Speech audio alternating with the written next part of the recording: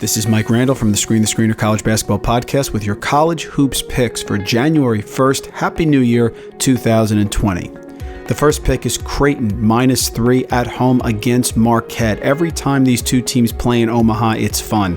Last year, Marquette star guard Marcus Howard scored a Big East record 53 points en route to a 106-104 overtime win. Howard scored 14 points in OT and set an arena record with 10 three-pointers. In fact, Creighton hasn't beaten Marquette at home since the 2015 season. The point totals in each of the last three games at Creighton between these two have been 210 points, 176 points, and 196 points, so the over-under line of 151.5 certainly seems like the proper bet. The Blue Jays are 9-0 at home this year, but only 4-4 against the spread, with their last win coming against Midland Lutheran without a Vegas betting line. Marquette is 8-4 against the spread and 1-1 against the spread on the road, including an impressive 8-point win at Kansas State.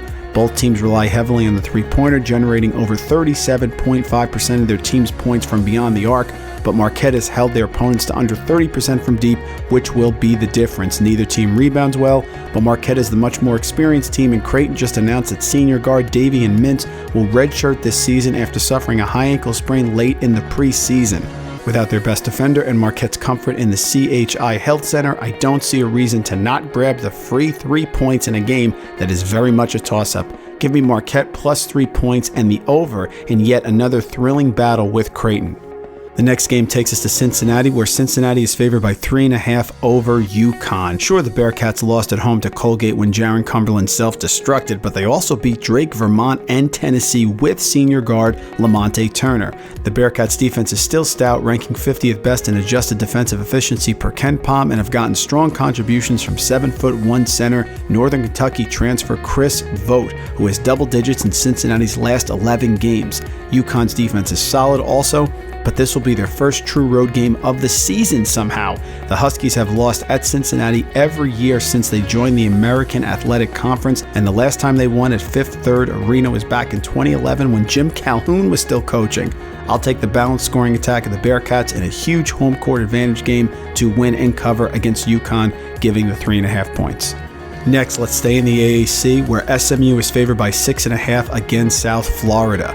We see a South Florida team which is yet to play a true road game as well during their 13-game opening schedule. They're 8-5 against the spread and 3-2 in neutral court games, but have lost straight up 4 times in a row away from Tampa. South Florida plays hard defense and turns teams over with the 7th best defensive turnover percentage in the nation. The problem? They turn it over themselves on offense, averaging 16.3 turnovers per game in their last 3 contests. The Bulls are also atrocious from the free throw line, shooting a nauseating 59.8%, which ranks 345th in the country out of just 353 teams. SMU is 9-2 in the year and 3-1-1 against the spread in their last 5 home games. TCU transfer guard Kendrick Davis is now completely acclimated to the team and is averaging 15.5 points and 7.3 assists per game, while junior guard Isaiah Mike has developed into an all-around scoring threat, averaging 16 points per game while shooting 43.6% from three-point range and 89% from the free throw line. Teams have shot 74% from the free throw line against SMU, proving they've been a tad unlucky. Doesn't happen here. Give me the Mustangs to win big over South Florida at home in Moody Coliseum. And our last game today on New Year's Day is East Tennessee State -9.5 versus Wofford. At first glance, people will remember Wofford's great season and grab the Terriers. Big mistake. No Fletcher McGee, no head coach Mike Young, and an East Tennessee State team that brings back all 5 of their starters. The Buccaneers offense is a machine under fifth-year head coach Steve Forbes, and they rank 25th in adjusted offensive efficiency, 71st in three-point shooting, and 12th overall in two-point percentage. They face a Wofford team that has lost its identity defensively, dropping from 56 most efficient to 298th on defense this season. The Terriers also allow teams to shoot 53% from two-point range and 36% from three-point range. No bueno. Even with Wofford's undefeated run in the SoCon last year, East Tennessee State almost won in overtime at home. The Buccaneers have a pair of great guards in senior Trey Boy III and sophomore Davian Williamson, who both shoot over 40% from beyond the arc.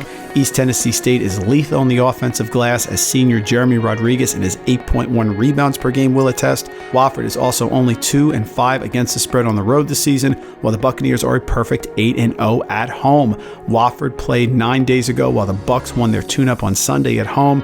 Toto. This isn't Kansas anymore, and this isn't Wofford's team from last year either. Give me East Tennessee State to cover the big line at home.